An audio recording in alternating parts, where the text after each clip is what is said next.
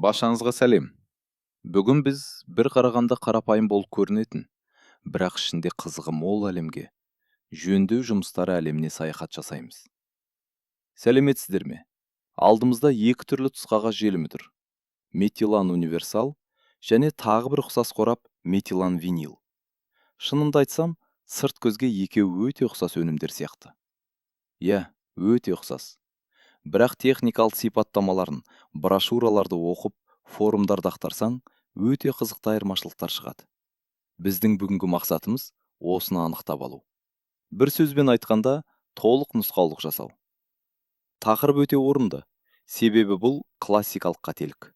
Біз тұсқағаздың суреті мен түсін таңдауға сағаттап уақыт жұмсаймыз да, желімге келгенде қолымызға ілінген біріншісін ала саламыз. Дәл солай. Ал желім дегеніміз жай ғана жабысқақ масса емес қой. Құжаттарына қарасақ, бұл нақты міндеттерге арналып жасалған инженерлік өнім. Қате таңдау жасасаң, бәрі бүлінуі мүмкін. Келісемін, бұл жарыс көлігіне кәдімгі бензин құйғанмен бірдей. Жүреді, бірақ ұзаққа емес, әрі нашар жүреді. Ендеше универсал және винил деген атаулардың астарында не жатқанын талдап көрейікші? Керемет. Олай болса біріншісінен бастайық. Метилан универсал премиум. Техникалық сипаттамасында түрлендірілген крахмал және метил целлюлоза деп жазылған. Бұлар нені білдіреді? Қараңыз, бұл классикалық, ондаған жылдар бойы сыналған формула. Түрлендірілген крахмал бұл негізі ол жабысқақтықты береді. Ал метил целлюлоза өте қызықты компонент. Оны ағаштан жасайды. Оның басты супер күші суды ұстап тұру. Оның не қажеті бар? Тез кеуіп қалмау үшін. Осының арқасында желім тегіс, түйіршіксіз гельге айналады. Ол қабырғада бірден кеуіп қалмайды.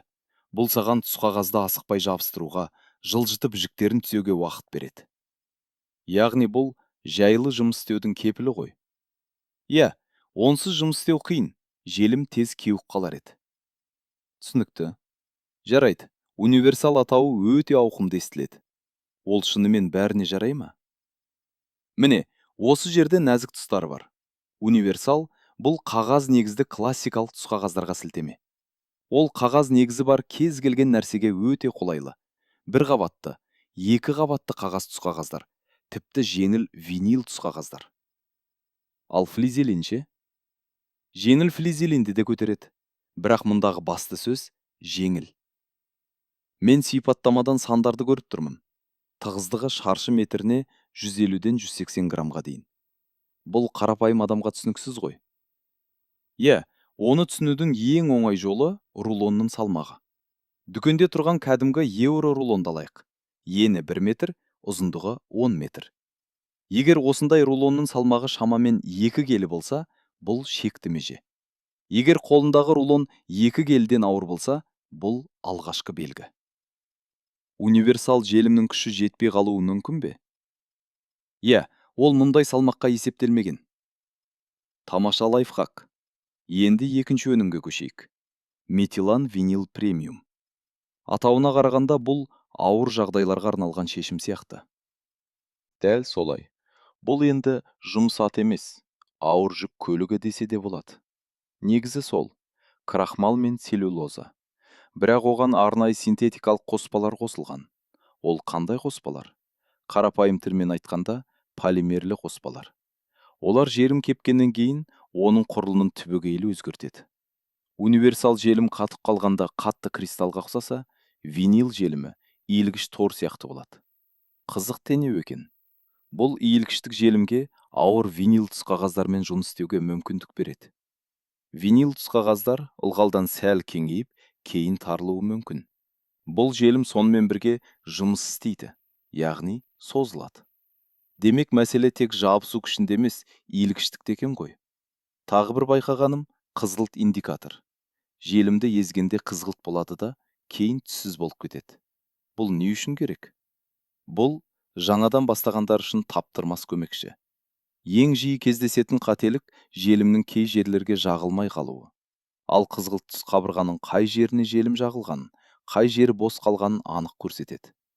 Кепкен соң ізде қалмайды. Өте ыңғайлы. Тағы бір сұрақ. Зеңге, грибок, қарсы қоспалар ше?